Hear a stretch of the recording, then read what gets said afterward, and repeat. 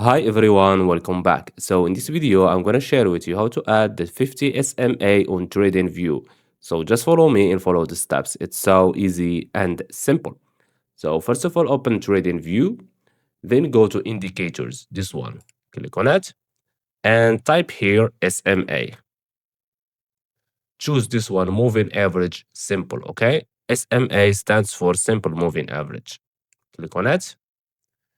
And this one is our SMA. I hope that you can see it. This one. Okay. Now let's change it to the 50 SMA. Click on the gear icon, go to input and type here 50. Okay.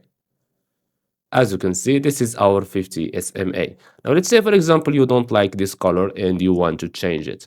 So all you have to do is go to the gear icon again, settings, go to style, and we have here our color, blue.